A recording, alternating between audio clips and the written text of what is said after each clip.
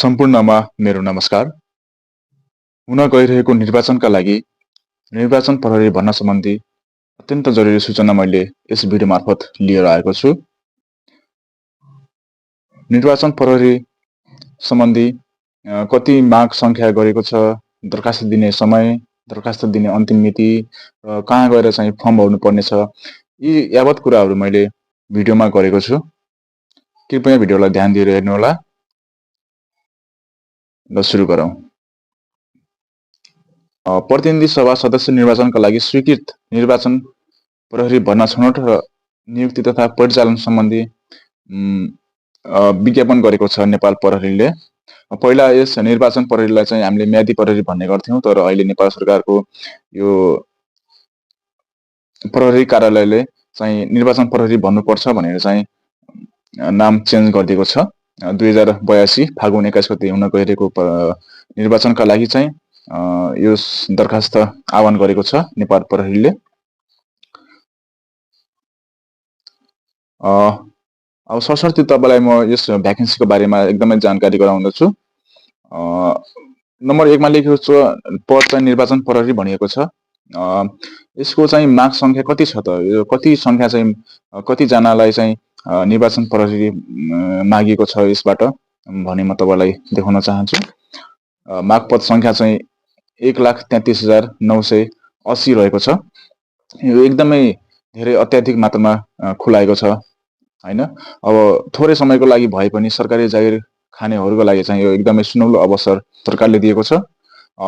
यसको बारेमा चाहिँ अरु कुरा गर्दा चाहिँ यसको दरखास्त दिने अन्तिम मिति भनेको दरखास्त दिने मिति भनेको चाहिँ 2082 9 महिना 25 गतेदेखि 2082 10 महिना 1 गतेसम्म चाहिँ बिहान 10 बजेदेखि दिउँसोको 4 बजेसम्म चाहिँ तोकिएको छ। सार्वजनिक बिदाको दिन समेत चाहिँ हजुरले गएर दरखास्त दिन सक्नुहुनेछ। दरखास्त दिने समय कहाँ हो, कसरी दिने, अनलाइन हो कि अफलाइन हो, यो कुरा हजुरलाई म भिडियोमा अघि बताउने नै छु। नम्बर 4 मा लेखिएको छ दरखास्त फारम। दरखास्त फारम पाइने र बुझाउने स्थानहरू भनिएको छ जिल्ला प्रहरी परिसर काठमाडौँ, ललितपुर, भक्तपुर र जिल्ला प्रहरी कार्यालय सबै। अब यसले भन्न खोजेको के हो भनेपछि जिल्ला प्रहरी परिसरमा चाहिँ काठमाडौँ, ललितपुर, भक्तपुरमा गएर हजुरले चाहिँ दरखास्त आह्वान गर्न सक्नुहुने, बुझाउन सक्नुहुनेछ। र अन्य जिल्लाको हकमा चाहिँ जिल्ला प्रहरी कार्यालय, जिल्लाको एउटा जुन जिल्ला प्रहरी कार्यालय हुन्छ त्यसमा गएर चाहिँ हजुरले दरखास्त फारम पाइने त्यही पाइन्छ फारम पनि, र हजुरले त्यही फारम भरेर चाहिँ हजुरले त्यही नै बुझाउनु पर्ने हुन्छ है त। ल त्यसपछि अगाडि अब यसको यावत कुराहरू चाहिँ आवश्यक योग्यता अनि निर्वाचन प्रहरी छनौट प्राथमिकता आधारहरू के हुन् त, उमेर हद कति हो त, यी कुराहरू चाहिँ यहाँ दिएको छ। म हजुरलाई सरसर्ती जानकारी गराउँदछु। सबभन्दा सुरुमा चाहिँ उमेर हद कति रहेको छ त, यो कुरा हजुरलाई म जानकारी गराउँदछु। उमेर हद दरखास्त फारम दर्ता गर्ने अन्तिम मितिसम्म 18 वर्ष पुरा भई 54 वर्ष ननागेको है।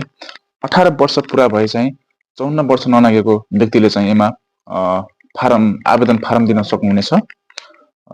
2082 10 महिना 1 गतेदेखि 2064 10 महिना 1 गतेसम्मकाले 2028 10 महिना 1 गतेदेखि 2064 10 महिना 1 गतेसम्मकाले चाहिँ यसमा फारम भर्न सक्नुहुनेछ हजुरले बुझ्नुभयो होला यो कुरा। अनि आवश्यक योग्यता चाहिँ के रहेको छ भन्दाखेरि चाहिँ नेपाली नागरिक हुन पर्यो, साधारण लेख पढ गर्न जान्ने हुन पर्यो। भनेपछि यसमा 8 पास, 10 पास, 12 पास चाहिएन यसमा। नर्मल्ली चाहिँ तपाईले साधारण लेख पढ गर्न जान्न पर्यो, त्यति भए चाहिँ हजुरले पुग्छ। नैतिक पतनदेखि नै कुनै फौजदारी अभियोगमा अदालतमा सजाय नपाएको व्यक्ति हैन, अनि भर्ना हुने समयमा कुनै राजनीतिक दलको सदस्य नरहेको, तपाई भर्ना हुने समयमा चाहिँ कुनै राजनीतिक दलको सदस्य चाहिँ हुन भएन। भर्ना हुनुभन्दा अगाडि चाहिँ भए केही फरक परेन, तर भर्ना भइसकेपछि चाहिँ हजुर चाहिँ राजनीतिकमा चाहिँ हुनु भएन। शारीरिक तथा मानसिक रूपले स्वास्थ्य रहेको है। यसमा चाहिँ कुनै ठुलो किसिमको रोगहरू यताउता देखाएको छैन। बस ब्लड प्रेसरहरू यताउता ब्लड प्रेसर सामान्य कुराहरू चेक गर्छ त्यहाँ। ती कुराहरू चाहिँ हजुरले मेन्टेन गरेर जानु होला। अनि आतंककारी एवं विधात्मक संगठनको सदस्य नरहेको भनेको छ। पुरुषको हकमा चाहिँ अब घाँटीमा उचाइ 5 फिट, घाँटीसम्म चाहिँ 5 फिट भनिएको छ है त। लगभग तपाईँको पुरुषको लागि चाहिँ 5'2" लिने गर्दछ। अनि छाती चाहिँ 31-33 भए हुन्छ। अनि तौल चाहिँ 50 केजी र महिलाको लागि चाहिँ 4 फिट 10 इन्च घाँटीसम्म। घाँटीसम्म भनेको घाँटीसम्म नाप्दाखेरि चाहिँ 4 फिट 10 इन्च हुनु पर्यो है। अनि तौल चाहिँ 42 केजी भनिएको छ है त महिलाको लागि। ल यी यावत कुराहरू चाहिँ यहाँ दिएको छ। र महिलाको हकमा चाहिँ गर्भवती नभएको वा नरहेको हुनुपर्छ है। ल अनि नेपाल निर्वाचन प्रहरी छनौटमा प्राथमिकता आधारहरू के छन् त भन्दाखेरि चाहिँ यसमा चाहिँ सरस्वती दिएको छ। म हजुरलाई सरस्वती जानकारी गराउँदछु। यहाँ चाहिँ हजुरले हेर्न सक्नुहुनेछ। नेपाली सेना, नेपाल प्रहरी र सशस्त्र प्रहरी बल नेपालको सेवाबाट रिटायर भइसकेका है र पूर्व वनरक्षकहरूलाई पनि एकदमै प्राथमिकता छनौटमा तिनीहरू हुनुहुन्छ भने चाहिँ उहाँलाई चाहिँ एकदमै फर्स्ट प्रायोरिटी दिएर चाहिँ राखिनेछ। नेपाली सेना वा यिनी प्रहरी सशस्त्रमा चाहिँ विक्रम 2081 माघ 1 गतेदेखि 2082 पौष मसान्तसम्म विभिन्न पदमा भर्नाको लागि आवेदन दिई शारीरिक तन्दुरुस्ती र स्वास्थ्य परीक्षणमा उत्तीर्ण भएको हकमा प्रवेशपत्र पेश गर्ने व्यक्तिलाई पनि चाहिँ एकदमै प्रायोरिटीको रूपमा दिइनेछ है त। तपाईँ पुलिस हुन परेन, तर तपाईँले इक्जामहरू दिनुभएको छ, शारीरिक तन्दुरुस्तीको इक्जाम दिनुभएको छ, लिखितको इक्जाम त परेन, त्यो शारीरिक तन्दुरुस्ती र यो तपाईँको ब्यारिङ चेकहरू तपाईँले स्वास्थ्य परीक्षण गर्नु भएको छ भने चाहिँ तपाईँले प्रवेशपत्र पेश गराएर चाहिँ हजुरलाई प्रवेशपत्र पेश गर्नु होला। एकदमै हजुरलाई चाहिँ सजिलो हुनेछ।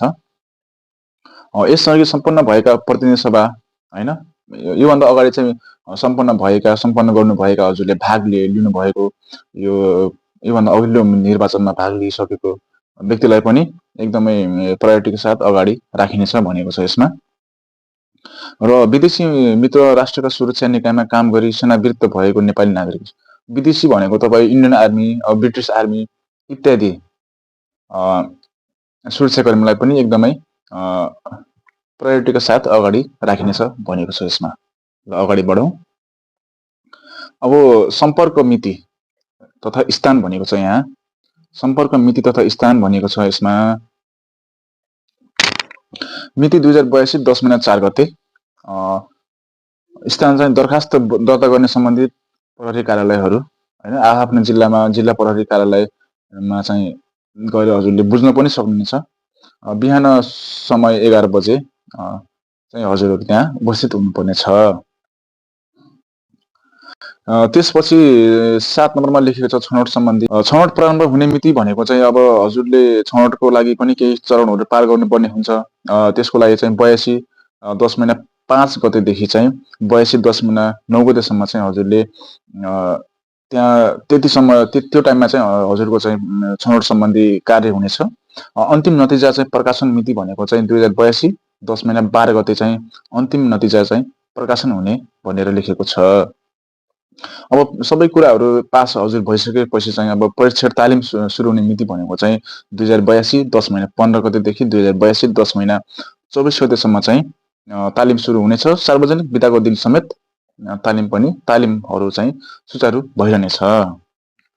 नियुक्ति पाएको मितिले जम्मा 40 दिन, नियुक्ति पाइसकेपछि हजुरले 40 दिन चाहिँ नेपाल सरकारले तोके बमोजिम हजुरले चाहिँ काम गर्नुपर्ने हुन्छ। त्यसपछि नेपाल सरकारले निर्वाचन अवधिको आधारमा निर्वाचन प्रहरीको कार्य अवधि हेरफेर गरेमा सोही बमोजिम हुनेछ। अब यदि निर्वाचन ढिलाइ भयो, निर्वाचन गर्नको लागि अथवा केही बाधा अर्चन पुग्यो भने चाहिँ समयमा निर्वाचन हुन सकिन भने चाहिँ त्यसको समय पनि हजुर नेपाल सरकारले तोके बमोजिम चाहिँ फेरबदल हुन सक्नेछ भनेर लेखेको छ यसमा है त। निर्वाचन प्रहरीका सेवा सुविधाहरू, अब यसमा चाहिँ अब मेन कुरा चाहिँ यहाँ नै आउँछ। अब सेवा सुविधा के छन् त, के दिन्छ त हजुरलाई, यो कुरा म हजुरलाई सरसर्ती जानकारी गराउँदछु। निर्वाचन प्रहरीको लागि चाहिँ नेपाल प्रहरी जवानको सुरु तलब स्केल सरह प्रतिदिन 869 रुपियाँ 40 पैसाका दरले चाहिँ 40 दिनसम्मको लागि चाहिँ 34,776 रुपियाँ चाहिँ रकम उपलब्ध गराइनेछ भनेर यहाँ लेखेको छ। र अर्को पोइन्टमा लेखेको छ निर्वाचन प्रहरीलाई सम्बन्धित जिल्लाको नेपाल प्रहरी पाएसरहको दर रेट अनुसार प्रति निर्वाचन प्रहरी 40 दिनको लागि खाद्यान्न बापतको रकम निजको व्यक्तिगत बैंक खातामा चाहिँ उपलब्ध गराइनेछ। 34,776 को सँगसँगै प्लस गरेर त्यसमा चाहिँ हजुरले खाद्यान्न बापतको रकम पाउनुहुनेछ। र अर्को लेखेको छ, निर्वाचनको क्रममा खटिने निर्वाचन प्रहरीलाई खटिएको ठाउँमा आउने र जाने तयारी स्वरूप प्रति निर्वाचन प्रहरी एक पटकको लागि एकमुष्ट रु 846 का दरले तयारी खर्च उपलब्ध गराइनेछ। सबै कुराहरू प्लस प्लस हुँदै जानेछ है त। 34,776 मात्र होइन, हजुरले पाउने भनेको चाहिँ रासन भत्ता, अनि निर्वाचनको क्रममा हजुर कति 3-4 दिन खट्नुहुन्छ त्यसको लागि चाहिँ छुट्टै भत्ता पाउनुहुन्छ। त्यसपछि चाहिँ अर्को के छ भनेपछि प्रतिदिन प्रति निर्वाचन प्रहरी 300 का दरले 4 दिनका लागि एकमुष्ट 1200 रकम चाहिँ हजुरले पाउनुहुनेछ है। यो पनि यहाँ चाहिँ राखिएको छ। त्यसपछि नेपाल प्रहरीको प्रधान कार्यालयबाट तोकी बमोजिमको दर रेटको आधारमा पोसाक बापतको रकम पनि हजुरले उपलब्ध हुनेछ भनिएको छ। यसमा चाहिँ निर्वाचन प्रहरीलाई उपलब्ध गराइने सम्पूर्ण सेवा सुविधा बापतको रकम निजको व्यक्तिगत बैंक खातामा चाहिँ हजुर उपलब्ध गराइनेछ। कर्तव्य पालनाको सिलसिलामा निर्वाचन प्रहरी घाइते भएमा निज स्वयं लिएर मृत्यु भएको खण्डमा निजको हकदारले नेपाल सरकारबाट तोकी बमोजिम क्षतिपूर्ति पाउनेछ।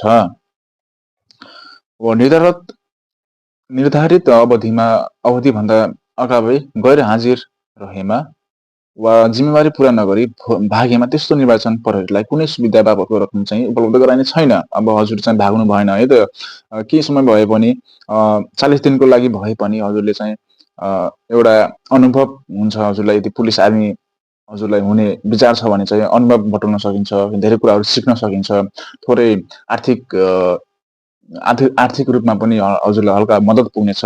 बाँकी करियर चाहिँ हजुरलाई अगाडि बढाउनको लागि चाहिँ, त्यसैले हजुर चाहिँ यसमा अवश्य भाग लिएर चाहिँ लड्नु होला।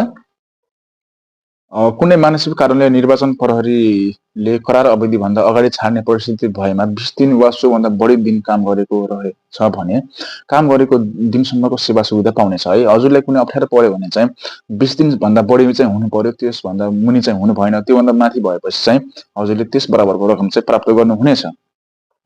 अब नियुक्ति प्रक्रियामा रहेको अवस्थामा वा नियुक्ति भइसकेको भए तापनि निर्वाचन स्थगित वा रद्द भएमा त्यस्तो नियुक्ति स्वतः रद्द हुनेछ। यो पनि यहाँ भनिएको छ। अन्य सुविधाहरू निर्वाचन प्रहरी भर्ना छनौट नियुक्ति तथा परिचालन सम्बन्धी एकीकृत नेपाल प्रहरी तथा सशस्त्र प्रहरी बल नेपाल कार्यविधि 2082 मा व्यवस्था भए बमोजिम हुनेछ। हजुरले चाहिँ अन्य केही कुराहरू हेर्न जान्न मन लाग्यो भने चाहिँ निर्वाचन प्रहरीको लागि चाहिँ नेपाल प्रहरी तथा सशस्त्र प्रहरी बल कार्यविधि 2082 मा हेर्न सक्नुहुनेछ हजुरहरूले। बाँकी कुराहरू हजुरले चाहिँ अब थोरै समयको लागि भए पनि 40 दिनको लागि भए पनि हजुरहरूले धेरै कुराहरू सिक्न पाउनुहुनेछ, धेरै कुराहरू चाहिँ हजुरलाई मद्दत पुग्नेछ। त्यसैले तपाईँ पढ्दै हुनुहुन्छ अथवा केही गर्दै हुनुहुन्छ भने चाहिँ हजुरले लोकसेवा लड्दै हुनुहुन्छ भने चाहिँ हजुरले 40 दिनसम्मको लागि चाहिँ निर्वाचन प्रहरी हजुरले भर्ना हुनुभयो भने चाहिँ हजुरलाई आर्थिक रूपमादेखि लिएर विभिन्न कुराहरूदेखि, जस्तै अब अनुभवको कुरा हुन्छ, अब आर्थिकको कुरा हुन्छ होइन। अब यस्तै कुराहरू, विविध कुराहरू चाहिँ हजुरले प्राप्त गर्न सक्नुहुनेछ। त्यसैले नजिकको जिल्ला प्रहरी कार्यालयमा गएर चाहिँ दरखास्त आह्वान दिनु होला। हस्त, धन्यवाद।